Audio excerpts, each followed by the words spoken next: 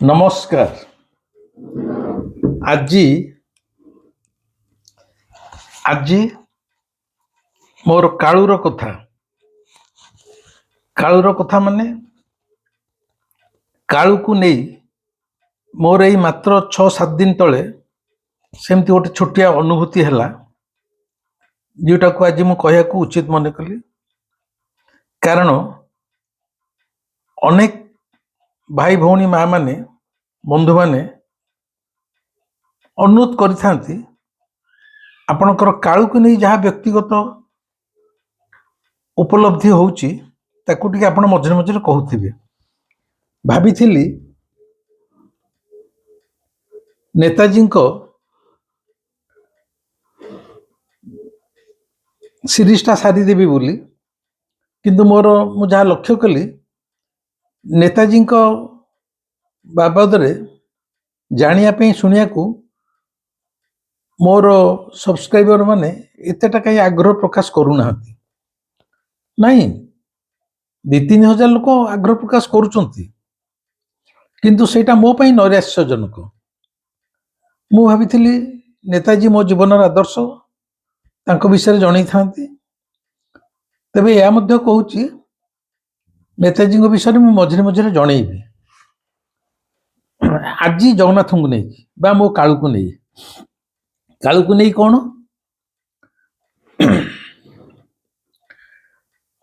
ମୁଁ ଅନେକ ବାର କହିଛି, କାଳୁ ଯଦି ତୁମ ଜୀବନରେ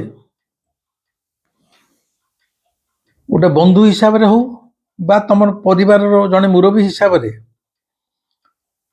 ତମ ଜୀବନର ପରିଧି ଭିତରକୁ ଚାଲି ଆସିବ, ତେବେ ଜୀବନର ଆଉ କୌଣସି ଦୁଃଖ ଜ୍ୱାଳା ଯନ୍ତ୍ରଣା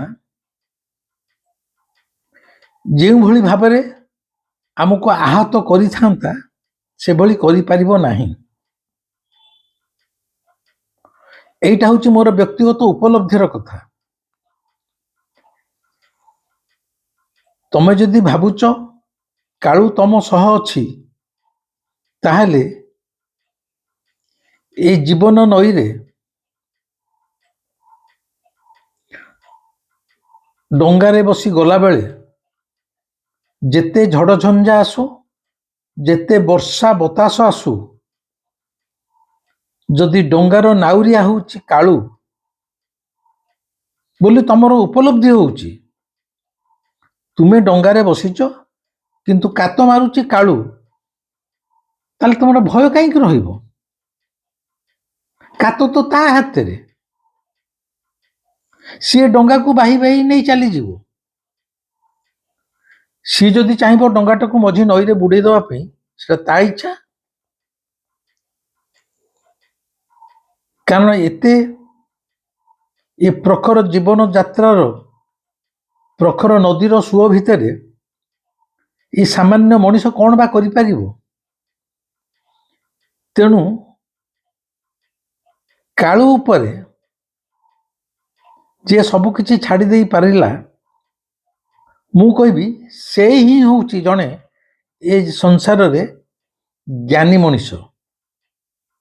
ଗୁଡ଼ାଏ ଶାସ୍ତ୍ର ପୁରାଣ ପଢ଼ି ଦେଇ ଡଗଡଗ କରି ଗୋଟେ ଶୁଳ୍କ ବୋଲି ଦେବାଟାକୁ ମୁଁ ଜ୍ଞାନୀ ମଣିଷ ହିସାବରେ ବିବେଚନା କରେ ନାହିଁ। ଯିଏ ଗୁଡ଼ାଏ ଶାସ୍ତ୍ର ପୁରାଣ ପଢ଼ି ଘୋଷି ଦେଇଛି, ଶୁଆ ଭଳି ଗୁଡ଼ାଏ ଶୁଳ୍କ ବୋଲି ଦେଇ ପାରୁଛି, ସିଏ ଗୋଟିଏ ଘୋଷା ବଳଦ ବା ଘୋଷା ପଣ୍ଡିତ। ତାର ସ୍ମୃତି ଶକ୍ତି ପ୍ରଖର, ସେ ମନେ ରଖିପାରିଛି, ତା ସହିତ ଜ୍ଞାନର କୌଣସି ସମ୍ପର୍କ ନାହିଁ। କିନ୍ତୁ ଯିଏ ଏଇ ଛୋଟିଆ ଜୀବନରେ କାୟ ମନ ବାକ୍ୟରେ କାଳୁ ହିଁ ସବୁ କିଛି, କାଳୁ ଯାହା ଚାହିଁବ ତା କରିପାରିବ ଏବଂ ଏଇ ଜୀବନ ନୌକାଟାକୁ କାଳୁ ହିଁ ନାଉରିଆ ହେଇକି ବୋହି ନେବ। ଏଇ ଛୋଟିଆ ଉପଲବ୍ଧିଟା ଯଦି ଆସି ମଣିଷ ଚିନ୍ତା ଶୂନ୍ୟ ହେଇଯାଇପାରେ, ତାହେଲେ ମୁଁ ଭାବିବି ସେଇ ମଣିଷଟି ହେଉଛି ଜଣେ ଜ୍ଞାନୀ ମଣିଷ। ଆଉ ବିଶେଷ କିଛି କହୁନାହିଁ। ଏଇ 6-7 ଦିନ ତଳେ ମୋର କେତୋଟି କାଳୁକୁ ନେଇ ଛୋଟ ଛୋଟ ଅନୁଭବ ହେଲା। ଆଜିର ଏଇ ଯେଉଁ ଭିଡ଼ିଓଟିର ମୁଁ କ୍ୟାପସନ୍ ଦେଇଛି ଲିପିନାର ପିଠା ଏବଂ ରବୀନ୍ଦ୍ରର ନଖ କଟା। ମୋର ଏଇ ଟାଇଟଲ ଶୁଣି ମୁଁ ଜାଣୁଛି ଆପଣମାନେ ଦ୍ୱନ୍ଦ୍ୱରେ ପଡ଼ିଥିବେ। ଲିପିନାର ପିଠା କ'ଣ, ପୁଣି ତା ସହିତ ରବୀନ୍ଦ୍ରର ନଖ କଟା କ'ଣ? କହୁଛି ଏଇଟା ହିଁ ହେଉଛି କାଳୁର କରିସ୍ମା, କାଳୁର ଖେଳ। କାଳୁ ତୁମ ଉପଲବ୍ଧିରେ ଆସିବା ଅର୍ଥ ନୁହେଁ ସେ ରାତ୍ର ଅର୍ଦ୍ଧରେ 4ଟା ହାତରେ ଶଙ୍ଖ ଚକ୍ର ଗଦାପଦ୍ମ ଧରି ଛିଡ଼ା ହେଇକି କହିବନି ଆରେ ବିଭୁ ତୁ କ'ଣ ମୋତେ ମାଗୁଛୁ ମାଗେ, କ'ଣ ବର ମାଗୁଛୁ ମାଗେ, ସେସବୁ ପୁରାଣର କାହାଣୀ କଥା ନା। ତୁମ ଜୀବନରେ ଏମିତି ଘଟଣା ଘଟେଇ ଦବ କିଏ ଏଇ କାଳୁ, ତୁମେ ଭାବିବ ଏବଂ ତମର ଅନୁଭବ ହବ ଯେ କାଳୁ ତୁମ ସହିତ ଅଛି। ତେଣୁ ଏଇ ଯେଉଁ ଲିପିନାର ପିଠା ଆଉ ରବୀନ୍ଦ୍ରର ନଖ କଟା ଇଏ ଏକ ବିଚିତ୍ର ସଂଯୋଗ ଏବଂ ଏକ ବିଚିତ୍ର ଅନୁଭୂତି ମୋର। କ'ଣ? ପ୍ରଥମେ ଲିପିନାର ପିଠା। ଏମିତି ଦେଖିଲେ ମୋତେ ପିଠା ଖାଇବାକୁ ବି ଭଲ ଲାଗେ। ଯେଉଁମାନେ ମୋର ଭିଡ଼ିଓ ଦେଖୁଥିବେ ସେ କହିବେ ଏ ଲୋକଟାକୁ ତ ସବୁ ଭଲ ଲାଗେ, ଇଏ କେତେବେଳେ କହୁଛି ଲଡ଼ୁ ଖାଇବ, କେତେବେଳେ କହୁଛି ମିଠା ଖାଇବ, କେତେବେଳେ କହୁଛି ଗୁଆ ଘିଅ ଖାଇବ, କେତେବେଳେ।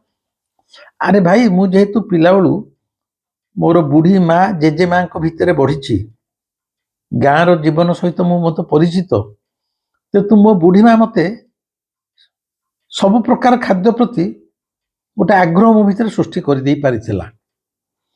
এই যে ଲିପିନାର ପିଠା ପଛରେ ଯେଉଁ ଘଟଣାଟି ଘଟିଛି ଏଇ କିଛି ଦିନ ତଳେ ସେଇଟା ମୁଁ କହୁଛି। ଏଇ 6-7 ଦିନ ତଳେ ମୁଁ ପୁରୀରେ ଥିଲି। ମୋ ବୁଢ଼ୀ ମା ବହୁତ ପ୍ରକାର ତ ପିଠା କରି ଜାଣେ, ଭଲ ଆରିସା ପିଠା ବି କରୁଥିଲା। ଆରିସା ପିଠା ସମସ୍ତଙ୍କ ହାତରେ ହବନି, ସମସ୍ତେ କରିପାରିବେନି। ମୋ ବୁଢ଼ୀ ମା ଭଲ ଆରିସା ପିଠା କରେ। ପିଲାବେଳୁ ମୁଁ ଆରିସା ପିଠା ଖାଏ ଏବଂ କାକରା ମଣ୍ଡା ପରେ ମଧ୍ୟ ଆରିସା ପିଠାର ଗୋଟେ ସ୍ୱାଦ ଅଲଗା।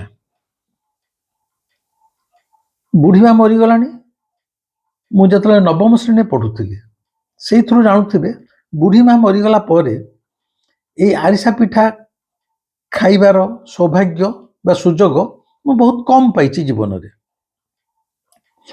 ବୁଢ଼ୀ ମା ମଲା ପରେ ମୋର ଯେ ଷ୍ଟେପ୍ ମଦର ବା ସାବତ ମା ଆସିଲା, ସିଏ ବି ଆରିସା ପିଠା କରିପାରୁଥିଲା।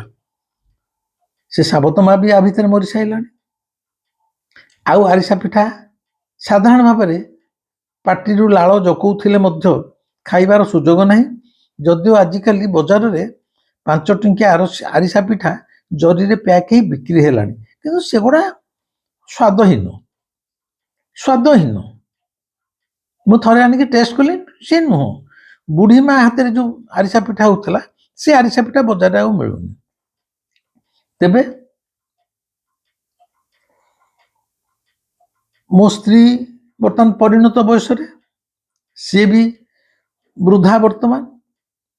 ତାକୁ ଯଦି କେତେବେଳେ ଏଇ ଜୀବନରେ କେତେବେଳେ ଯଦି ଏବେ କହୁଛି ଆରେ ମୋ ସ୍ତ୍ରୀ ବି ଆରିସା ପିଠା କରି ଜାଣେ, ନୂଆ ଯେତେବେଳେ ଭାଇକି ଆସିଥିଲା ସିଏ ବି ଆରିସା ପିଠା କରିଛି, ମୋତେ ଦେଇଛି, ସେଥିପାଇଁ ମୁଁ ମଧ୍ୟ ମୋ ସ୍ତ୍ରୀ ପ୍ରତି କୃତଜ୍ଞ। କିନ୍ତୁ ଯେହେତୁ ତାର ବି ବୟସ ବଢ଼ୁଛି, ତାର ଏଇ ପିଠାପଣା କରିବାରେ ଆଉ ଆଗ୍ରହ ନାହିଁ ବା ତା ଦେହ ମଧ୍ୟ ପରମିଟ୍ କରୁନି। ମୁଁ ଯଦି ମଝିରେ ମୋର ଅତି ଲାଳସା ହେଲେ ଆରିସା ପିଠା ପାଇଁ ମୁଁ କହିବି ଆରେ ଇଏ ତୁ ଟିକେ ଆରିସା ପିଠା ଏବେ କରୁନୁ, ସେ କ'ଣ କହେ ଜାଣନ୍ତି? ବିରକ୍ତିରେ କହିବ ତମେ ବୁଢ଼ା ହେଲଣି, ଏତେ ଆଉ ପାଟି ସ୍ୱାଦ କରନି, ଆଉ ଯଦି ବାହାରେ କିଛି ସ୍ତ୍ରୀ ରଖିଛ ତାକୁ କୁହ ସେ ତମକୁ ଆରିସା ପିଠା କରିଦେବ, ତମେ ଖାଇବ। ଆରେ ମୁଁ ଯଦି ବାହାରେ କେଉଁ ସ୍ତ୍ରୀଟା ରଖିଥାନ୍ତି ତତେ ତ ଜମା ଆଦୌ କହିନଥାନ୍ତି ଆରିସା ପିଠା କରିବା ପାଇଁ, ମୁଁ ତାକୁ କହି ଖାଇ ଦେଇଥାନ୍ତି। ସେ ବାହାରେ ତ କେହି ସ୍ତ୍ରୀଟେ ନାହିଁ ବୋଲି ମୋର ଆଜି ଏଇ ଦୁରାବସ୍ଥା ମୋର, ତତେ କହିବାକୁ ହିଁ ପଡ଼ୁଛି, ତୁ ହିଁ ମୋର ଏକମାତ୍ର ସ୍ତ୍ରୀ। ତେଣୁ ସିଏ ଯେତେବେଳେ ବିରକ୍ତିରେ କହିବ ବୁଢ଼ା ହେଲଣି ଆଉ ପାଟି ସ୍ୱାଦ କରନି, ଆରେ ବୁଢ଼ା ହେଲା ବେଳେ ବେଶୀ ପାଟି ସ୍ୱାଦ ଚାହେଁ। ମରିବାକୁ ଯେତେବେଳେ ମଣିଷ ବସେ ସବୁ ପାଟି ସ୍ୱାଦ ତାର କେବଳ ଖାଇବା ପ୍ରତି ତାର ଲାଳସା ରହେ। ମୁଁ ଅବଶ୍ୟ ଏନେ ମରିବାକୁ ବସିନି କି ବୁଢ଼ା ହେଇଛି ବୋଲି ମୋର ପାଟି ସ୍ୱାଦ ପାଇଁ ଲାଳସା ଉଡୁଛି ତା ନୁହଁ। ଆରିସା ପିଠା ବୁଢ଼ୀମା କରୁଥିଲା, ମୋ ସାବତମା କରୁଥିଲା, ମୋତେ ଆରିସା ପିଠା ଖାଇବାକୁ ଭଲ ଲାଗେ, ତେଣୁ ମଝିରେ ମଝିରେ ତ କହେ, କିନ୍ତୁ ମୋ ସ୍ତ୍ରୀ ବିରକ୍ତିରେ ମୁହଁ ଚିଞ୍ଚାଡ଼ିକି କଥା କୁହେ। ଏଇ ଯୋଉ କଥାଟା କହୁଛି, ଏଇ 7 ଦିନ ଖଣ୍ଡେ ତଳେ ମୁଁ ପୁରୀରେ ଥିଲି, ମୋର ହଠାତ୍ କାହିଁ ଆରିସା ପିଠା କଥା ବହୁତ ମନେ ପଡ଼ିଲା। ଏ ଗୋଟେ ବଢ଼ିଆ କରି ଆରିସା ପିଠା ଖିଆନ୍ତାନି। ଆରିସା ପିଠା ପୁଣି ଗୁଡ଼ରେ ହେଉଛି ହବ, ଏବେ ଚିନି ଆରିସା ବି ହେଉଛି। ଚିନି ଆରିସାଟା ଆହୁରି ଟେଷ୍ଟି, କିନ୍ତୁ ସମସ୍ତେ ଚିନି ଆରିସାର ପାଗ ବି କରିପାରିବେନି। ମୋର ଇଚ୍ଛା ହେଲା ମନ ଭିତରେ, ମୁଁ ତ ଜାଣିଲି ଇଚ୍ଛା କଲେ ବି ଖାଇପାରିବିନି, କେହି କରିବାକୁ ଆଉ ନାହାନ୍ତି, ନାଇଁ ବୁଢ଼ୀମା ଅଛି, ନାଇଁ ମୋ ସ୍ତ୍ରୀ କରିବାର ଆଗ୍ରହ ଅଛି। ଏଇ ତ ମନେ ମନେ ବସି ଭାବୁଛି, ଖବରକାଗଜ ପଢ଼ି ଗୋଟେ ଭାବୁଛି। ତାର କିଛି ସମୟ ପରେ ଲିପିନାର ଫୋନ୍ ଆସିଲା ଭୁବନେଶ୍ୱରରୁ। ବର୍ତ୍ତମାନ ପ୍ରଶ୍ନ ହେଉଛି ଲିପିନା କିଏ? ଆଗୁଆ ଜଣେଇ ଦେଉଛି ଲିପିନାର ପରିଚୟ। ଲିପିନା ନାମ୍ନୀ ବିବାହିତା ଅଳ୍ପ ବୟସର ଯେଉଁ ଝିଅଟି, ସେ ଭୁବନେଶ୍ୱର ରହେ। ତାର ସ୍ୱାମୀ HDFC ବ୍ୟାଙ୍କରେ ଚାକିରି କରନ୍ତି। ତାର କାହ୍ନା ବୋଲି ଗୋଟେ ଛୋଟ ଛୁଆ ପୁଅଟେ ବି ଅଛି, ପାଠ ପଢୁଛି। ଲିପିନା ହେଲା ମୋର ୟୁଟ୍ୟୁବ ଚ୍ୟାନେଲର ଜଣେ ଗୁଣମୁଗ୍ଧା ଶ୍ରୋତା ଏବଂ ଦର୍ଶକ। ସେ ଅନେକ ବର୍ଷ ଧରି ମୋର ୟୁଟ୍ୟୁବ ଚ୍ୟାନେଲ ଦେଖେ ଏବଂ ସେ ୟୁଟ୍ୟୁବ ଚ୍ୟାନେଲ ଦେଖାରୁ ତା ସହିତ ମୋର ପରିଚୟ। ସେ ଭୁବନେଶ୍ୱରରେ ରୁହେ। ଲିପିନାର ମୋ ପ୍ରତି ପ୍ରଗାଢ଼ ଶ୍ରଦ୍ଧା, ସମ୍ମାନ ଏବଂ ଭଲ ପାଇବା, ସେଥିରେ ସାମାନ୍ୟତମ ଖୁଣ ନାହିଁ। ସେ ହୃଦୟର ସହ ମୋତେ ଯେମିତି ଶ୍ରଦ୍ଧା କରେ, ସମ୍ମାନ କରେ, ବଡ଼ ହିସାବରେ ଭଲ ମଧ୍ୟ ସେମିତି ପାଏ। ଯେଉଁଦିନ ପୁରୀରେ ବସିକି ମୁଁ ଏଇ ଆରିସା ପିଠା କଥା ଚିନ୍ତା କରୁଛି, ତାର ଜଷ୍ଟ ଘଣ୍ଟେ 2 ଘଣ୍ଟା ପରେ ସେଇ ଯେଉଁ ଲିପିନା ନାମ୍ନୀ ଝିଅଟି ଭୁବନେଶ୍ୱର ଫୋନ୍ କଲା ମୋତେ, କହିଲା ବାବା ଆପଣ କେଉଁଠି ଅଛନ୍ତି, ଭୁବନେଶ୍ୱର ଅଛନ୍ତି ତ? ମୁଁ କହିଲି ନା ମା, ମୁଁ ଏଠି ଭୁବନେଶ୍ୱର ନାହିଁ, ମୁଁ ପୁରୀରେ ଅଛି। କିନ୍ତୁ କାହିଁକି ନା, ବୋଉ ଆସିଥିଲା କେଉଁଝରରୁ, ଲିପିନାର ଘର କେଉଁଝର। ବୋଉ କେଉଁଝରରୁ ଆସିଥିଲା, ଆଉ ସେ ପିଠା କରି ଆଣିଥିଲା ଆପଣଙ୍କ ପାଇଁ। ଆପଣଙ୍କୁ ଟିକେ ପିଠା ନେଇକି ମୁଁ ଦେବି ବୋଲି ଭାବୁଥିଲି। ମୁଁ କହିଲି ଆରେ ମା, କ'ଣ କରିବି, ମୁଁ ତ ଏନେ ପୁରୀରେ ଅଛି। ନା ତାହେଲେ ଟିକେ ଘରେ କହିଦିଅନ୍ତୁ, ଆପଣ ନଥାନ୍ତୁ ପଛେ ମୁଁ ନହେଲେ ମୋ ସ୍ୱାମୀ ଯାଇକି ଆପଣଙ୍କ ଭୁବନେଶ୍ୱର ବସାରେ ପିଠା ଦେଇଦେଇକି ଚାଲି ଆସିବେ, ଆପଣ ଆସିଲେ ଖାଇବେ ଆଉ। ମୁଁ କହିଲି ହଉ ଠିକ ଅଛି। ଏଇ ହେଲା କଥା। ଏବଂ ମୋର ପାଖରୁ ଫୋନ୍ ଥୋଇ ସାରିଲା ପରେ ଲିପିନାର ସ୍ୱାମୀ କି ଲିପିନା, ସେ ଦିହେଁ କିଏ ଆସିଛନ୍ତି ମୁଁ ଠିକରେ କହିପାରିବିନି, କିନ୍ତୁ ଆସିକି ଗୋଟେ ଜରିରେ ମେଞ୍ଚାଏ ପିଠା ଦେଇଦେଇକି ସେ ମୋ ସ୍ତ୍ରୀକି ଚାଲି ଯାଇଥିଲେ। ସ୍ତ୍ରୀ ବି ତାକୁ ଖୋଲି ନଥିଲା, ସେମିତି ରଖିଥିଲା। ମୁଁ ତାର ଆର ଦିନ, ଯେଉଁଦିନ ଏଇ ପିଠା କଥା ଭାବୁଥିଲି, ଠିକ ତା ଆର ଦିନ ସକାଳେ ମୁଁ ଭୁବନେଶ୍ୱର ଫେରି ଆସିଛି। ଭୁବନେଶ୍ୱର ଫେରି ଆସି ଯେତେବେଳେ ମୋ ସ୍ତ୍ରୀକି ପଚାରେ, ଆରେ କିଏ ଆଣି ପିଠା ଦେଇଥିଲା? ନା ହଁ, ଜଣେ କିଏ ଆଣି ପିଠା ଦେଇଛନ୍ତି। ମୁଁ ଯେତେବେଳେ ସେ ଜରିଟି ଖୋଲିଦିଏ, ବିଶ୍ୱାସ କରନ୍ତୁ ସେ ଜରି ଭିତରେ କ'ଣ ଥିଲା ଜାଣନ୍ତି? ଆରିସା ପିଠା ଏବଂ ଚିନି ଆରିସା ପିଠା। ମୁଁ ତାର ଗୋଟେ ଦିନ ପୂର୍ବରୁ ଆରିସା ପିଠା କଥା ଭାବୁଛି, ଆରିସା ପିଠା ଖାଇବାକୁ ଭାବୁଛି, ପାଟିରୁ ମୋର ସରୁ ଲାଳ ଗଡ଼ି ଯାଉଛି, ବୁଢ଼ୀ ମା କଥା ମନେ ପଡ଼ୁଛି, କିନ୍ତୁ ବର୍ତ୍ତମାନ ଆଉ ମୋତେ କିଏ ଆରିସା କରି ଦେବାର ସୁଯୋଗ ନାହିଁ। ସେ ସୌଭାଗ୍ୟରୁ ମୁଁ ବଞ୍ଚିତ ହୋଇଛି। ଠିକ ସେଇ ଭାବନାର ଘଣ୍ଟାଏ ପରେ ଲିପିନା ଭୁବନେଶ୍ୱରରୁ ଫୋନ୍ କରୁଛି ଏବଂ ଘଣ୍ଟାଏ ଭିତରେ ମୋ ଘରେ ଆସିକି, କେଉଁଝରରେ ଲିପିନାର ଯିଏ ବୋଉ, ସିଏ କେଉଁଝରରୁ ଏଇ ଆରିସା ପିଠା କରିକି ଆଣିଛନ୍ତି ଭୁବନେଶ୍ୱର ଏବଂ ମୋ ପାଖକୁ ଆସି ଆରିସା ପିଠା ପହଞ୍ଚି ସାରିଲାଣି। এইটাକୁ ଆପଣ କୋଉ ଦୃଷ୍ଟିରେ ଭାବୁଛନ୍ତି? ମୁଁ ଆଜି ଭାବୁଛି ଆରିସା ପିଠା କଥା, ତାର ଘଣ୍ଟାଏ ପରେ, ମୁଁ ଭୁବନେଶ୍ୱର ନଥିଲେ ମଧ୍ୟ ଭାବିବାର ଘଣ୍ଟାଏ ପରେ ଭୁବନେଶ୍ୱର ବସାରେ ସେଇ ଆରିସା ପିଠା ମୋ ପାଖରେ ପହଞ୍ଚି ସାରିଲାଣି। এইটা এইଠି ଥାଉ, ଏ ବିଷୟରେ ଆମେ ପଛକୁ ମୁଁ ବିଶ୍ଳେଷଣ କରିବି। ବର୍ତ୍ତମାନ ଲିପିନାର ପିଠା ଜାଣିଲେ, ଏ ଟାଇଟେଲ ଥିଲା ଲିପିନାର ପିଠା ଆଉ ରବୀନ୍ଦ୍ରର ନଖ କଟା। এইଠି ଆପଣମାନେ ଝୁଣ୍ଟିବେ, ନଖ କଟା ଉପାଖ୍ୟାନଟା କ'ଣ? ଆଜିକି ପ୍ରାୟ 2 ବର୍ଷ 3 ବର୍ଷ ହେବ ମୋର ଡାହାଣ ଗୋଡ଼ର ଡାହାଣ ପାଦର ବୁଢ଼ା ଆଙ୍ଗୁଠି, ଆମେ ଯେଉଁ ଗାଁ ଗଣ୍ଡାରେ କହୁ କୋଣ ନଖିଆ, ମୋ ଜେଜେ କହନ୍ତି, ମୁଁ ସେଇଥିରୁ ଶୁଣିଛି ଯାହା। କୋଣ ନଖିଆ କ'ଣ ମୁଁ ଏକ୍ଜାକ୍ଟଲି କହିପାରିବିନି, କିନ୍ତୁ ମୋର ଡାହାଣ ପାଦର ବୁଢ଼ା ଆଙ୍ଗୁଠି ଇର ବାଁ ପଟ କୋଣଟା ଭାରି ଦରଜ, ଅଧିକାଂଶ ସମୟ ଦରଜ। ଚପଲ ପିନ୍ଧି ଯିବା ଆସିବା କଲେ କିଛି ଅସୁବିଧା ନାହିଁ, କିନ୍ତୁ ଯଦି କୌଣସି ମିଟିଂକି ଯାଇଛି କି ବାହାରକୁ ଯାଇଛି, ମୁଁ ବାହାରକୁ ଗଲେ ଜୋତା ମୋଜା ପିନ୍ଧେ। ଯଦି ଜୋତା ପିନ୍ଧିଦେଲି ଆଉ ଚାଲିପାରେନି, ଛୁଟେଇ ଛୁଟେଇ ଚାଲେ, କାରଣ ଜୋତାରେ ଯେଉଁ ପାଦଟା ଚାପି ହେଇକି ରହେ, ସେ ବୁଢ଼ା ଆଙ୍ଗୁଠିଟା ଏମିତି ଦରଜ ହେଇଯିବ ମାନେ ପ୍ରାଣ ଛାଡ଼ିଲା ଭଳିଆ। ମୁଁ ଏବେ ଯେଉଁ ନିକଟରେ ମହେନ୍ଦ୍ରଗିରି ଯାଇଥିଲି, ଭିଡ଼ିଓ ଛାଡ଼ିଥିଲି, ମହେନ୍ଦ୍ରଗିରି ପରେ ପାହାଡ଼ ଚଢ଼ା, ଏଣେ ଜୋତା ପିନ୍ଧିଛି, ଏଣେ କୋଣ ନଖ, ମାନେ ଛୋଟ ଛୋଟ, ମାନେ ସେ ବୁଢ଼ା ଆଙ୍ଗୁଠିଟା ଏମିତି ଦରଜ ହେଇଯିବ ଭଲରେ ଚାଲିପାରିବନି। ଏଇଟା 2-3 ବର୍ଷ ତଳର କଥା। ଆଚ୍ଛା, ଯଦି ବୁଢ଼ା ଆଙ୍ଗୁଠିଟା ସବୁବେଳେ ଗୋଟେ ଦରଜ ରହିବ, ତମ ଦେହରେ ଯୋଉଠି ବିନ୍ଧା ଛିଟିକା ହେଉଥିବ, ତମ ମନ, ତମେ ପାଠ ପଢ଼ୁଥାଅ, ଚାକିରି କରୁଥାଅ, ଗାଡ଼ି ଚଲାଉଥାଅ, ମନଟା କିନ୍ତୁ ସେଇଠି ଥିବ, ଦରଜ ଜାଗାଟାରେ। ତେଣୁ ଯୋଉଠି ବୁଢ଼ା ଆଙ୍ଗୁଠିଟା ସବୁବେଳେ ଦରଜ ରହେ, ମୋତେ ଭଲ ଲାଗେନି। ଆଉ ଜୋତା ଫୋତା ପିନ୍ଧିଲେ ତ ଆହୁରି ଚାଲିବା କଷ୍ଟ ହେଇ ପଡ଼େ, ତାରି ଦେହରେ ମଡ଼ି ମଚିକି ମୁଁ ଚାଲେ। ଏଇ ଯେଉଁ ପୁରୀରେ ଥିଲି, ଯେଉଁଦିନ ଏଇ ଆରିସା ପିଠା କଥା ଭାବିଲି, ଏବଂ ଆରିସା ପିଠା ଲିପିନା କହିଲା, ଆରିସା ପିଠା ଆସିଲା, ସେଟା କହିସାରିଛି। ସେଇଦିନ ସକାଳେ ଆରିସା ପିଠା ଭାବିବା କଥା ହେଉଛି ମୋର ଦିନ 9ଟା-10ଟା ବେଳକୁ। ସେଇଦିନ 9ଟା-10ଟା ପରେ ମୁଁ ଠିକ୍ କଲି, ଏଇଟା ଯଦି କୋଣ ନଖିଆ ହେଇଥିବ, ତାପରେ ନଖ ଗୁରା ବଢ଼ି ଯାଇକି, ଯେହେତୁ ସେଟା ଦରଜ ଥାଏ, ମୁଁ ନଖ ବି କାଟିପାରେନି। ଆଉ ମୋର ଡାହାଣ ପାଦର ନଖ, ବୁଢ଼ା ଆଙ୍ଗୁଠିର ନଖଟା ଏତେ ବଢ଼ି ଯାଇକି ଏ 2-3 ବର୍ଷରେ ଟାଣ, ମାନେ ଏକଦମ ପଥର ଭଳିଆ ଟାଣ ହେଇଗଲାଣି ଯେ ସେ ସହଜେ ମଧ୍ୟ ବ୍ଲେଡରେ ଧରିଲେ ବି ବ୍ଲେଡ ଟିକେ ହେଲେ କଟେନି, ମାନେ ସେ ନଖଟା ଏତେ ହାର୍ଡ ହେଇଯାଇଥିଲା। ଯେହେତୁ ହାର୍ଡ ହେଇଛି, ନଖଟା ବଢ଼ିକି ହାର୍ଡ ହେଇଛି, ଏଣୁ କୋଣ ନଖଟା ଭିତରେ ଚାପିକି, ମାଂସ ଭିତରେ ଚାପି ହେଇକି ଅଛି, ନାହିଁ ନଥିବା ଦରଜ। ମୁଁ ସେଇଦିନ ଠିକ୍ କଲି, ନା, ଆଜି ଏ ନଖଟାକୁ ଯେମିତି ହେଲେ ଗୋଟେ ବାରିକ ପାଖକୁ ଯାଇକି ଭଲ ରୂପେ ଏଟା କଟା ହେବ। ନଖଟା ଯେଉଁ ଏତେ ବଢ଼ି ଯାଇଛି, ହାର୍ଡ ହେଇଯାଇଛି, ନଖଟା ମଧ୍ୟ ମାଂସ ଭିତରେ, କୋଣ ଭିତରେ ପଶିକି ଅଛି, ପୁରା ପରିଷ୍କାର କରିଦେଲେ ବୋଧ ହୁଏ ଆଉ କୋଣ ନଖ ନ ହେଇପାରେ ବା ଦରଜ ନ ହେଇପାରେ। ଏହା ଭାବିକି ମୋର ପିଲାବେଳୁ ବା କଲେଜ ବେଳୁ ଯେଉଁ ବାରିକଟା କାଟେ, ତା ନାଁ ହେଉଛି ଭୀମା ବାରିକ। ଆମ ଘର ପାଖରେ, ପୁରୀରେ ମୋ ବସା ପାଖରେ ତାର ଗୋଟେ ଛୋଟିଆ ସେଲୁନ। ମୁଁ ଗଲି, ମୁଁ କହିଲି, ଆରେ ଭାଇ ଭୀମା, ତାକୁ ନଖଟା ଦେଖେଇଲି, ଏ ନଖଟା ବହୁତ ବଢ଼ିକି ଟାଣ ହେଇକି ହାର୍ଡ ହେଇଗଲାଣି, ମାଂସ ଭିତରେ ପଶି ଯାଇଛି, ଭାରି ଦରଜ ହେଉଛି, ତୁ ଆକୁ କାଟିପାରିବୁ କି?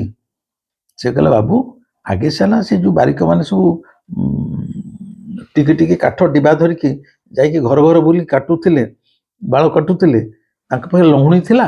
ଲହୁଣୀ ମାନେ ଗୋଟେ ଲୁହାର ଉପରଟା ଅଗଟା ତାର ବ୍ଲେଡ୍ ଭଳିଆ ଏକଦମ ସାର୍ପ ଥିବ, ସେ ଲହୁଣୀରେ କଟାଯାଏ। ଆଗେ ଆମେ ପିଲାବେଳେ ବାରିକାଣୀ ମାନେ ଘରକୁ ଆସିକି ନଖ କାଟି ଦେଉଥିଲେ, ତାକୁ ଲହୁଣୀ କୁହାଯାଏ। ଆଉ ସେଗୁଡ଼ା ତ ଆଜିକାଲି ନାହିଁ, ଆଉ ବ୍ଲେଡ୍ରେ ବି ସହଜ କଟିବନି। ଆପଣ ଗୋଟେ କାମ କରୁ, ସେ ଦେଖିଲା ଡାକ୍ତର ଭଳିଆ, ସେ ଭଲ ଗୋଟେ ଇନ୍ସପେକ୍ଟ କଲା, କହିଲା, ଆକୁ ଗୋଟେ କାମ କରନ୍ତୁ, ଟିକେ ଉଷୁମ ପାଣିରେ ଏ ନଖଟାକୁ ବତୁରେଇକି କିଛି ସମୟ ରଖନ୍ତୁ, ଗୋଡ଼ଟା ବୁଡ଼େଇକି।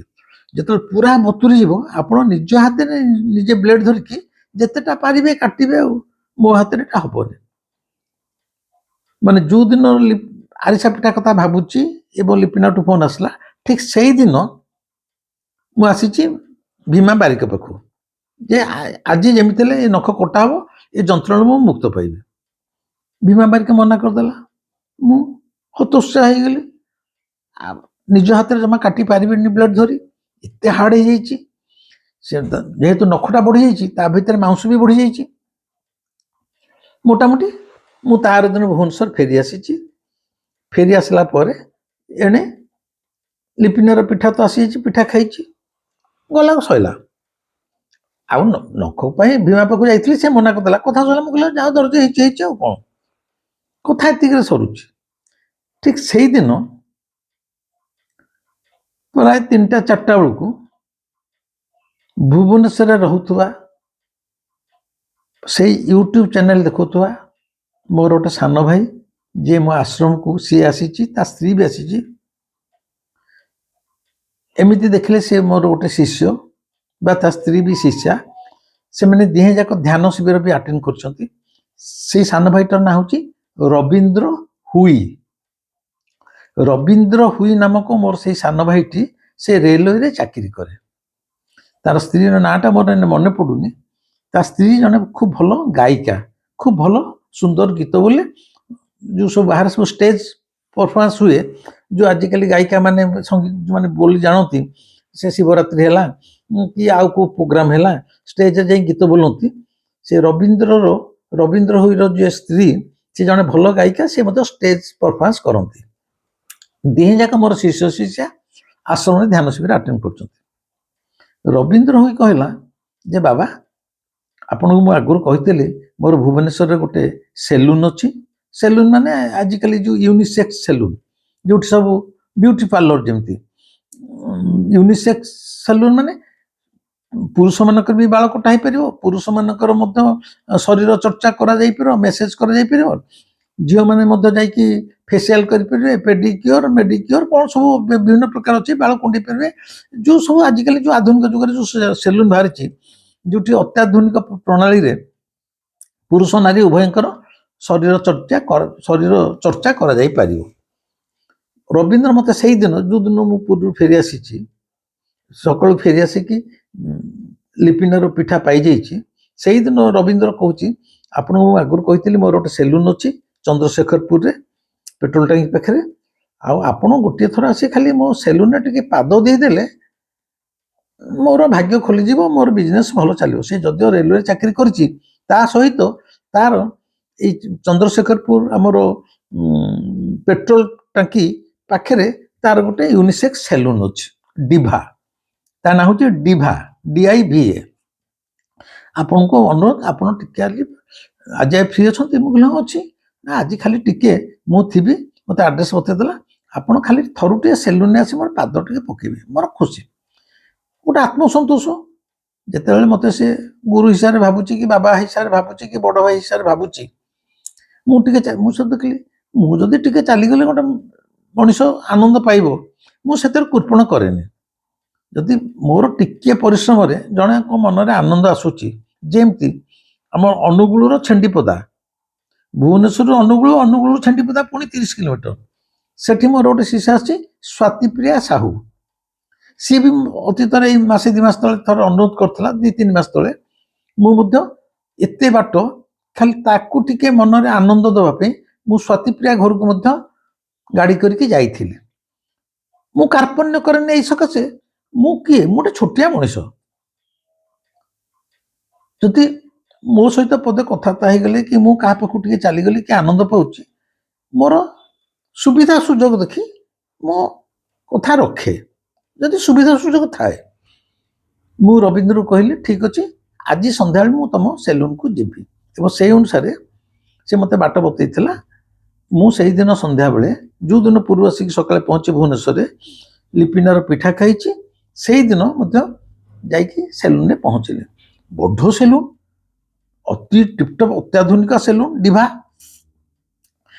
अनेक झील मैंने कम कर पुओ मैंने कम कर गला रवींद्र ता स्त्री भी आसला रवींद्र भी आसला सेलून को मत बसैले सोफारे बसैले कथबार्ता कले यह कहीं रवींद्र तार जोटे झील को जो मैंने सब कहले सार मोर ये गुरुजी आसचंती बाबा आसचंती तांकर टिके पेडिक्योर कर मुगली कर पेडिक्योर फिर कौन मते 73 वर्ष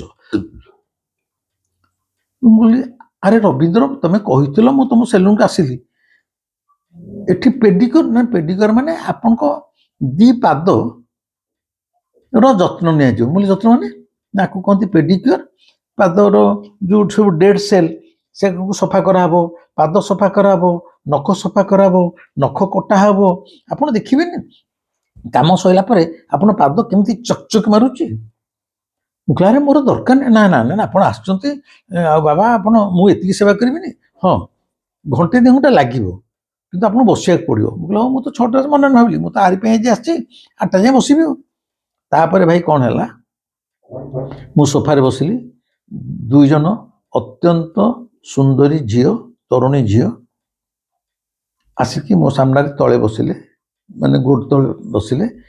ତାଙ୍କର ଇଲେକ୍ଟ୍ରିକ୍ ଦ୍ୱାରା ପରିଚାଳିତ ଗରମ ପାଣିର ଗୋଟେ ଟୟ ଆସିଲା, ଯାହା ଭିତରେ ପାଣି ଉଷୁମ ହେଉଛି। ଯାହା ତାପରେ ସିଷ୍ଟମ ମୁଁ କହିପାରିବିନି। ସେ ଗୋଟେ ଟୟ ଭିତରେ ଗୋଡ଼ ଥୋଇବାକୁ, ପ୍ଲାଷ୍ଟିକର ଗୋଡ଼ ଥୋଇବାକୁ ଜାଗା ଅଛି, 2 ପାଦ, ପାଣିଟା ଉଷୁମ ହେଇଛି। ତାରି ଭିତରେ ମୋ 2 ପାଦ ଯାକ ବୁଡ଼ା ହେଲା। ବୁଡ଼ା ହେଇ କଲା ଯେ ଟିକେ ବତୁରି ଗଲା ପରେ ଫଲ୍ୟୁସନ୍ କ'ଣ ଆସିଲା, ମୋର ଆଣ୍ଠୁଠୁ ପାଦ ଯାଏଁ, ପାଦ ଫାଦ ଆଣ୍ଠୁଠୁ ଟୋଟାଲ ବୋଳା ହେଲା, ବୋଳା ପୋଛା। ମୋର ଗୋଟେ ପାଦ ବାଁ ପଟ ଗୋଡ଼ଟା ଥୁଆଇଥାଏ ଗୋଟିଏ ଝିଅ କୋଳରେ, ଡାହାଣ ପାଦଟା ଥୁଆଇଥାଏ ଆଉ ଗୋଟେ ଝିଅ କୋଳରେ। ମତେ ଟିକେ ସଂକୋଚ ଲାଗୁଥାଏ, ଆରେ କାହା ଦେହରେ ଦେହ ଟିକେ ବାଜିଗଲେ ମୁଁ ବିଷ୍ଣୁ କରେ।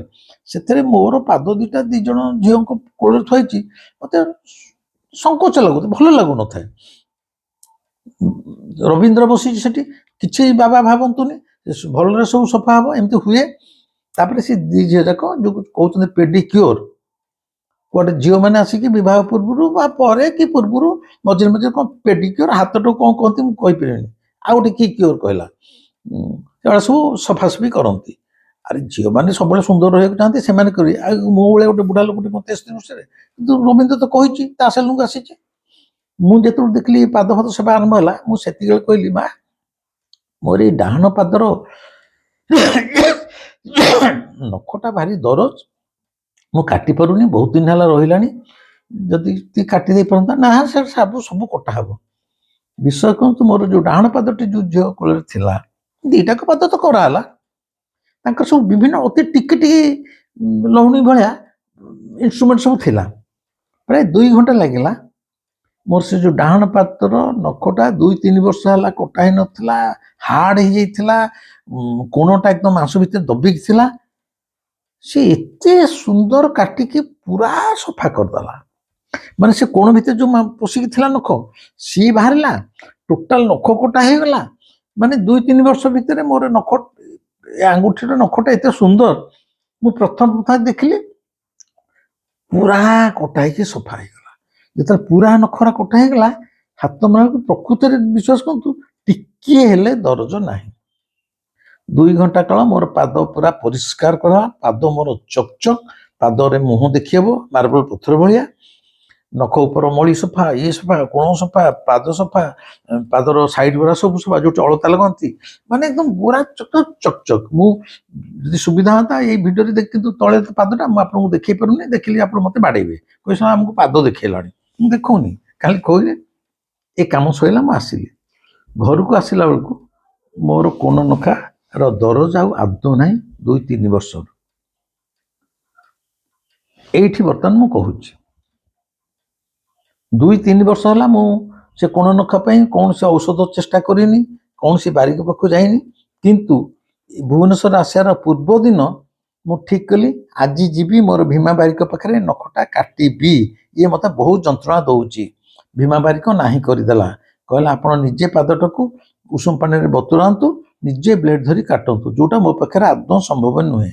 ମୁଁ ଫେରି ଆସିଥିଲି। ଯେମିତି ପିଠା ଖାଇବାକୁ ଇଚ୍ଛା ହେଲା, ଆରିସା ପିଠା କଥା ମନେ ପଡ଼ିଲା, ବୁଢ଼ୀ ମାର ଆରିସା ପିଠା ମନେ ପଡ଼ିଲା ମାତ୍ରକେ ଭୁବନେଶ୍ୱରରୁ ଲିପିନା ଫୋନ କରୁଛି ଯେ ବୋଉ ପିଠା ଆଣିଛି, ଆପଣଙ୍କ କୋଉ ପିଠା ସେ କହିନଥିଲା, ପଠେଇବ। ମାନେ ସେଠି ମୁଁ ଭାବୁଛି ଘଣ୍ଟାକ ଭିତରେ ପିଠା ଆସି ମୋର ଭୁବନେଶ୍ୱର ବସାରେ ପହଞ୍ଚୁଛି, ଏବଂ ମୁଁ ଭୁବନେଶ୍ୱର ପହଞ୍ଚିଲା ବେଳକୁ ଦେଖୁଛି ଯୋଉ ଆରିସା ପିଠା, ସେ କାକରା ମୁଣ୍ଡା ବି ଆସିପାରିଥାନ୍ତା, ଏଣ୍ଡୁରି ଆସିପାରିଥାନ୍ତା, ଅନ୍ୟ ଯେକୌଣସି ପିଠା ଆସିପାରିଥାନ୍ତା। ଯୋଉ ଆରିସା ପିଠା କଥା ଭାବୁଛି ସେଇ ଆରିସା ପିଠା ହିଁ ଆସିଥିଲା। ଠିକ ସେମିତି, ମାନେ କାଳୁ ପଠେଇଲା ଠିକ ସେମିତି। ଭାବୁଛି 2-3 ବର୍ଷର ଯୋଉ କୋଣ ନଖା, ଏବଂ ନଖ ବଢି ଯାଇଛି, କଟି ପାରୁନି, ଭାବୁଛି ଠିକ ଭୁବନେଶ୍ୱର ପହଞ୍ଚିଲା ମାତ୍ରେ ସେଇ ରବୀନ୍ଦ୍ର ନାମରେ ମୋର ସେ ସାନ ଭାଇଟି ରବୀନ୍ଦ୍ର ହୁଇ, ସେ ମତେ ଫୋନ କରି ନିମନ୍ତ୍ରଣ କରୁଛି ତାର ସେଲୁନକୁ ଆସିବା ପାଇଁ। ମୁଁ ସକାଳେ ପିଠା ଖାଉଛି, ମାନେ ପିଠା ଖାଇବାର ଇଚ୍ଛା ମୋର କାଳୁ ପୂରଣ କରିଦେଲା। ସନ୍ଧ୍ୟା ବେଳକୁ ତା ସେଲୁନରେ ମୋର ଏଇ ଦୀର୍ଘ ବର୍ଷର ଯୋଉ କୋଣ ନଖା ଦରଜ ହଉଥିଲା, ସେ ନଖଟା ମଧ୍ୟ କଟା ହେଇକି ପରିଷ୍କାର ହେଲା। ବର୍ତ୍ତମାନ ମୋର ଯନ୍ତ୍ରଣା କିଛି ନାହିଁ, ନଖ ଜନିତ। ଏବଂ ମୋ ପାଦ 2ଟାକ ଯଦି ଆପଣ ସତରେ ଦେଖିପାରିଥାନ୍ତେ, ପ୍ରକୃତ ହୋଇଥାନ୍ତେ, ମୁଁ ତ ବର୍ତ୍ତମାନ ବି କହିବି, ବୟସ ବୃତ୍ତି ଯାହା ହଉ, ଆପଣମାନେ ବି ଯାଇ ପେଡିକ୍ୟୁର କରନ୍ତୁ, ପାଦଟା ସୁନ୍ଦର ଦିଶିବ। କହିବାର କଥା ହେଲା, ବାରମ୍ବାର ଆଗରୁ କହିଛି, କାଳୁକୁ ଯଦି ଆପଣ ନିଜ ଜୀବନରେ ନିଜର କରିଦେଇ ପାଇଲେ, ତାହେଲେ ଆପଣଙ୍କର ସକଳ ଇଚ୍ଛା କାଳୁ ଅଯାଚିତ ଭାବରେ ପୂର୍ଣ୍ଣ କରୁଛି। ତା ନହେଲେ ମୋର ଆରିସା ପିଠା ଖାଇବାକୁ ଇଚ୍ଛା, ମୁଁ ଯଦିଓ ପୁରୀରେ ଅଛି, ଘଣ୍ଟାକ ପରେ ମୋ ଭୁବନେଶ୍ୱର ବସରେ ଆରିସା ପିଠା ପହଞ୍ଚି ସାରିଲାଣି। ସେଇ ଆରିସା ପିଠା ପହଞ୍ଚି ସାରିଲାଣି, ସେ ପୁଣି କେଉଁଝରରୁ ଜଣେ ନେଇକି ଆସୁଛି। କୋଣ ନ ଖାଇଛି 2-3 ବର୍ଷ ହେଲା ଯନ୍ତ୍ରଣା ପାଉଛି। ଯୋଉଦିନ ଫାଇନାଲ କଲି ଆଜି ହିଁ ଯିବି ବୀମା ବାରିକ ପାଖରେ କାଟିବି, ଆଜି ଠିକ କଲି, ସେଦିନ ହେଇପାରିଲାନି। ଠିକ ତାର ଦିନ ଭୁବନେଶ୍ୱର ଆସିବାକୁ ସନ୍ଧ୍ୟାବେଳକୁ ମୋର କୋଣ ନଖ କଟା ଖାଲି ହେଇନି, ମୋ ପାଦକୁ ଲକ୍ଷ୍ମୀ ପାଦ କରି ଦିଆ ସରିଲାଣି। କିଏ କରୁଛି ଏଗୁଡ଼ା?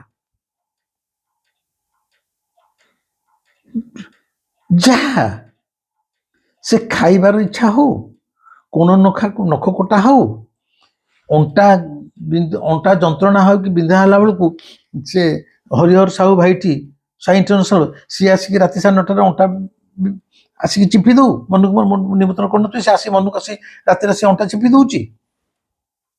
ସବୁ କିଏ କରୁଛି? କହିବାର କଥା ହେଲା, କାଳୁକୁ ଯଦି ଆପଣ ମାନେ ସେଇ ବାରମ୍ବାର କହିଛି ପ୍ରେମରେ ବାନ୍ଧି ଦେଇପାରିବେ, ତାହେଲେ କାଳୁ ଯେତେବେଳେ ଆପଣଙ୍କର ହେଇଯିବ ବା ତମର ହେଇଯିବ, ତମ ଜୀବନରେ ଯୋଉ ଆଗୁଆ କହିଛି ଦୁଃଖ ଜ୍ୱାଳା ଯନ୍ତ୍ରଣା ରହିବନି, ପ୍ରକୃତରେ ରହିବନି, ଏବଂ ତମର ସମସ୍ତ ଅଭାବ ଅସୁବିଧା ଅସନ୍ତୋଷ ଅଭିଯୋଗ ଜ୍ୱାଳା ଯନ୍ତ୍ରଣା ସବୁର ସମାଧାନ ସେଇ କାଳୁ ହିଁ କରିଦେବ। ଆପଣ ମାନଙ୍କର ଯୋଉ ମାନେ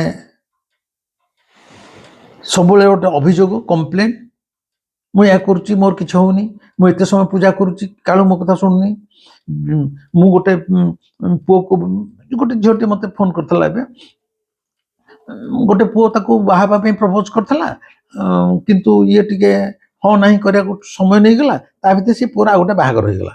ସେ ଝିଅଟି ମତେ ଫୋନ କରି କହୁଛି ଯେ ମୁଁ ଆଉ ଠାକୁରଙ୍କୁ ପୂଜା କରିବିନି, ଯେହେତୁ ସେ ପୁଅ ସହିତ ମୋର ସେ ବାହାଘର। ଏମିତି ଯୋଉ ସବୁ ରହୁଛି, ଏଗୁଡ଼ା କାହିଁ ରହୁଛି? କାରଣ ତୁମେ ମାନେ କାଳୁ ପାଖରେ ନିଜକୁ ସମର୍ପଣ କରିଦେଇନ, ସବୁ ମୁଁ ଭିତରେ ରହିଛ, ମୁଁ କରୁଛି, ମୁଁ ଭାବୁଛି, ମୋର ଏଇ ଇଚ୍ଛା ପୂର୍ଣ୍ଣ, ସବୁ ମୋର, ମୁଁ ଏଇସବୁ ଭିତରେ କାଳୁର ଇଚ୍ଛାକୁ କେହି ପ୍ରାଧାନ୍ୟ ଦଉନାହାନ୍ତି। ତେଣୁ କାଳୁକୁ ଯଦି ନିଜର କରିଦେବ, ଯେମିତି ମୁଁ ଜାଣିନି ଆପଣମାନଙ୍କର କାହାର ପ୍ରେମ କରିବାର ଅନୁଭୂତି ଅଛି କି ନାହିଁ, ଯଦି କେହି କାହାକୁ କେତେବେଳେ ଯୌବନରେ ବା କୋଉ ସମୟରେ କାହାର ଗୋଟେ ପ୍ରେମିକା ଥିବ, ପ୍ରେମିକା ଯାହା ଚାହେଁ, ପ୍ରେମିକ ପାଖରେ ପଇସା ଥାଉ ବା ନଥାଉ, ସେ ଚେଷ୍ଟା କରେ ପ୍ରେମିକାର ଯଦି ଏଇଟା ଇଚ୍ଛା ହେଇଛି, ମୁଁ ଯେତେ ଯତ୍ପର ନାସ୍ତି ବାଇ ହୁ କରୁ ତାକୁ କିନ୍ତୁ ପୂରଣ କରିବି। ପ୍ରେମିକାର ଇଚ୍ଛାଟାକୁ ଯେନ ତେନ ପ୍ରକାରରେ ପ୍ରେମିକ ଚାହେଁ ପୂର୍ଣ୍ଣ କରିବାକୁ, ସେଥିରେ ତାର ଆନନ୍ଦ। ମୁଁ ତ 100 ଥର କହିଛି, କାଳୁର ମୁଁ ନିଜକୁ ପ୍ରେମିକା ଭାବରେ ଭାବେ, କାଳୁକୁ ମୁଁ ମୋର ପ୍ରେମିକ ଭାବରେ ଭାବେ, କେତେବେଳେ ଓଲଟା ବି ହୁଏ, କିନ୍ତୁ ସାଧାରଣତଃ ମୁଁ ଭାବେ କାଳୁ ମୋର ପ୍ରେମିକ। କାଳୁ ମୋର ଯେତେବେଳେ ପ୍ରେମିକ, ମୁଁ ପ୍ରେମିକା, ମୋର ଯଦି ଇଚ୍ଛା ହଉଛି ପିଠା ଖାଇବାକୁ, ସେଟା କିଏ ଆଣିକି ଦବ? ମୋ ପ୍ରେମିକ ଆଣିକି ଦବ ନା ଆଉ କିଏ ଆଣିକି ଦବ? ମୋର ଯଦି ନଖର ଯନ୍ତ୍ରଣା ହଉଛି, ସେ ନଖ କଟାର ବ୍ୟବସ୍ଥା କିଏ କରିବ? ସେ କାଳୁ ହିଁ କରିବ। ତେଣୁ ପ୍ରେମିକା ଯାହା ଚାହେଁ, ଗୋଟେ ପ୍ରେମିକ ପୁରୁଷ ସବୁବେଳେ ଚାହେଁ ପ୍ରେମିକାର ମନୋବାଞ୍ଛାକୁ ପୂର୍ଣ୍ଣ କରିବା ପାଇଁ। ଅବିକଳ ହେଲା କାଳୁ ସହିତ ସମ୍ପର୍କ। ଏଇଟା ଗୋଟେ ମୋ ପ୍ରବଚନ ବା କହିବା କଥା ବୋଲି କହୁନି, ଏଇଟା ହଉଛି ସତ କଥା। କାଳୁ ଯଦି ତମର ପ୍ରେମିକ ହେଇଗଲା,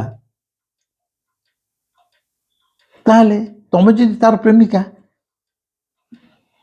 ପ୍ରେମର ଫର୍ମୁଲା ଗୋଟିଏ, ସେ ପ୍ରେମରେ କୌଣସି ସର୍ତ୍ତ ନଥାଏ, ନିଃସର୍ଥ ପ୍ରେମ, ନିଃସର୍ଥ ସମର୍ପଣ। ଆଉ ସବୁବେଳେ ପ୍ରେମରେ ପ୍ରେମିକ ପୁରୁଷଟା ପ୍ରେମିକାକୁ ଖୁସି ରଖିବାକୁ ଚାହିଁଥାଏ। ତେଣୁ ମୁଁ ଭାବୁଛି, ଯେହେତୁ ପିଲାବେଳୁ ଆଜି ଯାଏଁ ମୁଁ ସେଗୁଡ଼ା ବାରବାର କହିବାକୁ ଚାହୁଁନି, ଅକଥନୀୟ ଜ୍ୱାଳା ଯନ୍ତ୍ରଣା ଦୁଃଖ କଷ୍ଟ ଭିତରେ ଜୀବନ ଅତିବାହିତ ହେଇଯାଇଛି। ବୋଧ ହୁଏ ସେଇଥିପାଇଁ ଜୀବନର ଏଇ ଶେଷ ଅବସ୍ଥାରେ କାଳୁ ମୋର ପ୍ରେମିକ ଭାବୁଛି ଆଉ ଆକୁ ଏତେ କଷ୍ଟ ଦେବେନି। ତେଣୁ ଭାବୁଛି ମତେ ସିଏ ସବୁ ଦୃଷ୍ଟିରୁ ସବୁ ଆଙ୍ଗେଲରୁ ଯେମିତି ସେ ମୋ ଭିତରେ ରହିଯାଇଛି, ମୁଁ ଯାହା ଟିକେ ମୁହୂର୍ତ୍ତରେ ଭାବିଲା ମାତ୍ରେ ସେ ସେଠୁ ସାଙ୍ଗେ ସାଙ୍ଗେ ପୂରଣ କରିଦଉଛି। এইটা ହେଲା ପ୍ରେମର ଭାବ, ପ୍ରେମର ସମ୍ପର୍କ। ଏବଂ ଆଉ ଗୋଟେ କଥା କହୁଛି, ସେଇ ଲିପିନାକୁ କହୁଛି, ରବୀନ୍ଦ୍ରକୁ କହୁଛି, ସାଇ ଇଣ୍ଟରନ୍ୟାସନାଲ ମୋର ସେ ସାନ ଭାଇ ହରି ସାହୁକୁ ବି କହୁଛି, ବା ଅତୀତରେ ଯେଉଁମାନେ ସେ ପପୁ ହଉ, ଜଟ ହଉ, ସୁକାନ୍ତ ହଉ, କି ପୁରୀର ରାମ ଭାଇ ବି ହଉ, ସମସ୍ତଙ୍କ କଥା କହୁଛି। କି ପୁରୀର ସୁଜାତା ନାମ୍ନୀ ସେଇ ଝିଅଟି ବି ହଉ, କ'ଣ କହୁଛି, ଧରାଯାଉ ମୋର ଆରିସା ଖାଇବାକୁ ଇଚ୍ଛା ହେଲା, ଆରିସା ତ ଆଉ କାହା ହାତରେ ବି ଆସିପାରିଥାନ୍ତା, ସେଟା କାଳୁ କରଉଛି, ବ୍ୟବସ୍ଥା କରଉଛି। ମାନେ ଲିପିନାର ମା ମନ ଭିତରେ ସେ ପ୍ରବେଶ କରଉଛି ଯେ ଆଜି ପିଠା ତୁ କର। ପିଠା କଲା ପରେ ତା ମନ ଭିତରେ ସୃଷ୍ଟି କରାଉଛି ଭୁବନେଶ୍ୱର ଯାଇକି ଝିଅ ଘରେ ପହଞ୍ଚ। ଝିଅ ଘରେ ପହଞ୍ଚିଲା ପରେ ସାରଙ୍କ ପାଖକୁ ବି ପିଠା ଯାଉ, ଯେହେତୁ ସାରଙ୍କର ପିଠା ଖାଇବାର ଅଛି, କାଳୁ ତାର ବ୍ୟବସ୍ଥା ସବୁ କରୁଛି। ମୁଁ କହିବା କଥା କ'ଣ, ଟିକେ ଭଲରେ ଶୁଣନ୍ତୁ, ଲିପିନା ନ ହେଇକି ଆଉ କାହା ହାତରେ ବି ଆସିପାରିଥାନ୍ତା ନା, ନଖଟା ରବୀନ୍ଦ୍ର ସେଲୁନରେ ନ ହେଇକି ଆଉ କାହା ସେଲୁନରେ ହେଇପାରିଥାନ୍ତା ନା। କ'ଣ ବୁଝନ୍ତୁ, ଧର ଗୋଟେ ଶ୍ରେଣୀରେ 40 ଜଣ ପିଲା ପଢୁଛନ୍ତି, ଶ୍ରେଣୀ ଶିକ୍ଷକ ଗୋଟେ କୌଣସି ଗୋଟେ ଡକୁମେଣ୍ଟ ବା ଦଲିଲ ବା ଚିଠିଟିଏ ଚାହୁଁଛନ୍ତି ଏଇ ଚିଠିଟା ନେଇକି ଅମୁକ ଲୋକକୁ ଦେଇଦିଅ, ସେ ଯାଇପାରିବେନି। ସେ 40 ଜଣ ପିଲାଙ୍କ ଭିତରୁ ଗୋଟେ ନିର୍ଦ୍ଦିଷ୍ଟ ପିଲାକୁ ଠିକ କରୁଛନ୍ତି, ଯାହା ଉପରେ ତାର ଭରସା ଅଛି ସାରଙ୍କର, ଯେ ଏଇ ପିଲାଟାକୁ ଦେଲେ ଇଏ ନେଇ ଠିକ ଜାଗାରେ ଚିଠିଟା ମୋର ପହଞ୍ଚେଇ ଦେଇପାରିବ। 40 ପିଲାଙ୍କୁ ସେ କହୁନାହାନ୍ତି, 40 ପିଲାଙ୍କ ଭିତରେ ଯୋଉ ପିଲା ଉପରେ ଶିକ୍ଷକଙ୍କର ଭରସା ଅଛି, ବିଶ୍ୱାସ, ସେ ସେଇ ପିଲାଟିକି ସିଲେକ୍ଟ କରୁଛନ୍ତି ଏବଂ ସେ ପିଲାଟିକି ଦଉଛନ୍ତି ଯେ ତୁ ନେଇକି ଏଇ ଚିଠିଟା ଅମୁକ ଲୋକକୁ ଦେଇଦେ। ଆର ଅର୍ଥ କ'ଣ ହେଲା, ତାର ତ 40 ପିଲା ଭିତରେ ଯୋଉ ପିଲାଟିକୁ ଶ୍ରେଣୀ ଶିକ୍ଷକ ଚିଠିଟା ଦେଲେ ସେଇ ପିଲାଟିକୁ ସେ ଅଧିକ ଭଲ ପାଉଛନ୍ତି, ତା ତ ସେଇ ପିଲା ପ୍ରତି ତାଙ୍କ ମନର ଭାବନା ଭିତରେ ଭାବ ଅଛି ଯେ ଏଇ ପିଲାଟିକୁ ମୁଁ ଦେଲେ ସେ ଦେଇଦେବ, ତା ତ ସେଇ ପିଲା ପ୍ରତି ଶିକ୍ଷକଙ୍କର ଗୋଟେ ସ୍ପେଶାଲ ଭଲ ପାଇବା ଅଛି ବା ଭାବ ଅଛି। ଅବିକଳ ସେମିତି ଆରିସା ପିଠାଟା ଆଉ କାହା ହାତରେ ବି ଆସିପାରିଥାନ୍ତା ନା, ଏଡ଼େ ଏକ ସଂସାରରେ ସେ ଲିପିନାକୁ ଚୁଜ୍ କରୁଛନ୍ତି, ତା ଅର୍ଥ ଲିପିନାକୁ ମଧ୍ୟ ଜଗନ୍ନାଥ ଭଲ ପାଉଛନ୍ତି। ଏ ନଖଟା ଲିଙ୍ଗା ବି ଭୀମା ବି କାଟି ଦେଇ ପାରିଥାନ୍ତା, କି ଆଉ ଗୋଟେ କୋଉ ସେଲୁନରେ ବି କଟା ଯାଇ ପାରିଥାନ୍ତା, ନା, କାଳୁ ଠିକ କରୁଛି ରବୀନ୍ଦ୍ରର ଯୋଉ ସେଲୁନରେ ଏଟା କଟା ହବ, ରବୀନ୍ଦ୍ର ଦ୍ୱାରା ଏଟା କରାହବ। ତା ଅର୍ଥ ସେ ଏତେ ଲୋକଙ୍କ ଭିତରୁ ସଂସାରରେ ରବୀନ୍ଦ୍ରକୁ ବାଛିଛନ୍ତି, ତା ଅର୍ଥ ରବୀନ୍ଦ୍ର ପ୍ରତି ମଧ୍ୟ ଜଗନ୍ନାଥଙ୍କର ଅଶେଷ ଭଲ ପାଇବା ଅଛି ବୋଲି ଏତେ ଲୋକଙ୍କ ଭିତରେ ସେ ରବୀନ୍ଦ୍ରକୁ ଚୁଜ୍ କଲେ। ଆଶ୍ରମକୁ ଏଇ 10-15 ବର୍ଷ ଭିତରେ ଅନେକ ଲୋକ ମୋ ପାଖକୁ ଆସୁଛନ୍ତି, କିନ୍ତୁ ମୋର ସବୁଠାରୁ ଘନିଷ୍ଠ ପପୁ, ଜଟ, ସୁକାନ୍ତ, ବିଭୁ, ଅମିତ, ପୁରୀର ରାମ ଭାଇ, ଏମିତି 5-6 ଜଣ ଅଛନ୍ତି ଯେଉଁମାନେ ମୋର ଅତି ଘନିଷ୍ଠ, ମୋତେ ହୃଦୟ ଦେଇ ଭଲ ପାଉଛନ୍ତି ଏବଂ ମୋର ସେବା କରୁଛନ୍ତି, ଯଥେଷ୍ଟ ସେବା କରୁଛନ୍ତି। ସେମାନଙ୍କ ସେବା ଆଗରେ ମୁଁ କିଛି ନୁହଁ, ମୁଁ ଯେତେ ଜନ୍ମ ନେଲେ ବି ସେମାନଙ୍କ ଋଣ ଶୁଝି ପାରିବିନି। କିନ୍ତୁ ସେମାନଙ୍କୁ କାହିଁକି ଚୁଜ୍ କରାଗଲା, ତାହା ତ ମୋର ସେବା କରିବା ପାଇଁ ଏଇ ଯୋଉ 5-6 ଜଣଙ୍କ ନାଁ କହିଲି, ଏମାନେ ସମସ୍ତେ ଜଗନ୍ନାଥଙ୍କ ଦ୍ୱାରା ବଛା ଯାଇଛନ୍ତି। ତା ଅର୍ଥ ଏ ସମସ୍ତଙ୍କୁ ଜଗନ୍ନାଥ ଗୋଟେ ଭିନ୍ନ ଦୃଷ୍ଟିରେ ଦେଖୁଛନ୍ତି, ସଂସାରରେ ଏତେ ଲୋକଙ୍କ ଭିତରେ ସେ ଏଇମାନଙ୍କୁ ବାଛିଛନ୍ତି।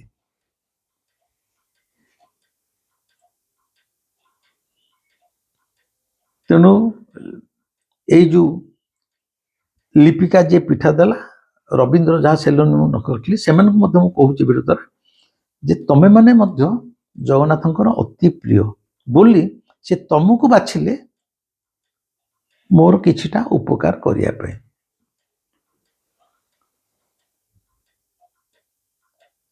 এইটা ଜୀବନର ଛୋଟିଆ ଘଟଣା। ଏଇଟାକୁ ଶୁଣିକି ଆପଣମାନେ କ'ଣ କେମିତି ଭାବୁଛନ୍ତି ମୁଁ କହିପାରିବିନି, କିନ୍ତୁ ଏତେ କଥା କହୁଛି ଏଇ ସକାଶେ ଆପଣମାନେ ସମସ୍ତେ ଯେଉଁମାନେ ଏ ଭିଡ଼ିଓ ଦେଖୁଛନ୍ତି ଜଗନ୍ନାଥଙ୍କୁ ଭଲ ପାଆନ୍ତୁ, ପ୍ରେମ କରନ୍ତୁ। ମୋତେ ଯଦି କେତେ ଜଣ ପଚାରନ୍ତି ଆମେ ଜଣକୁ କେମିତି ପ୍ରେମ କରିବୁ, କେମିତି ପ୍ରେମ କରାଯାଏ ସେଇଟା କେହି କହିପାରିବେନି। କେମିତି ପ୍ରେମ କରାଯାଏ ସେଇଟା ବହିରେ କୋଉଠି ଲେଖାଯାଇନି, ଶାସ୍ତ୍ରରେ ନାହିଁ। ପ୍ରତ୍ୟେକ ବ୍ୟକ୍ତିର ପ୍ରେମ କରିବାର ତରିକା ହୁଏତ ଅଲଗା ଅଲଗା ହେଇପାରେ। ପ୍ରେମଟା ହେଉଛି ଗୋଟେ ଭାବର କଥା, ମନର କଥା। କିଏ କେମିତି କାହାକୁ ପ୍ରେମ କରିବ ମୁଁ କହିପାରିବିନି। ଯେମିତି ଧରାଯାଉ ଉଦାହରଣ ପାଇଁ କହୁଛି, ଏକ୍ଜାକ୍ଟଲି ଉଦାହରଣ ଠିକ ନ ହେଇପାରେ। କୌଣସି ଏକ ପ୍ରେମିକ ତା ପ୍ରେମିକାକୁ ପ୍ରେମ କରୁଛି ଜଣେଇବା ପାଇଁ ତା ଗାଲରେ ଗୋଟେ ଗେଲ କରିପାରେ। ହୁଏତ ଆଉ ଗୋଟେ କୋଉ ପ୍ରେମିକ ତା ପ୍ରେମିକକୁ କୁଣ୍ଢେଇକି ବହୁତ ସମୟ ଧରିପାରେ।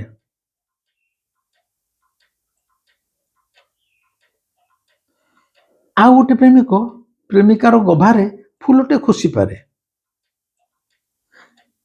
ତେଣୁ ପ୍ରେମଟାକୁ କେମିତି ପରିପ୍ରକାଶ କରିବ ପ୍ରତି ମଣିଷ ଭିତରେ ତାହା ଅଲଗା ଅଲଗା, ତା ପାଇଁ ନିର୍ଦ୍ଦିଷ୍ଟ ଫର୍ମୁଲା କିଛି ନାହିଁ। ମୁଁ ବି କହିପାରିବିନି କେମିତି ପ୍ରେମ କରାଯିବ। ତେଣୁ ଜଗନ୍ନାଥଙ୍କୁ କେମିତି ପ୍ରେମ କରିବ, ତାଙ୍କୁ କେମିତି ନିଜର କରିବ, ସେଇଟା ତୁମ ଉପରେ ନିର୍ଭର କରୁଛି। ତାକୁ କେହି ସଂସାର କୌଣସି ଧର୍ମଗୁରୁ ବତେଇ ପାରିବେନି, କୌଣସି ଶାସ୍ତ୍ର ବତେଇ ପାରିବନି।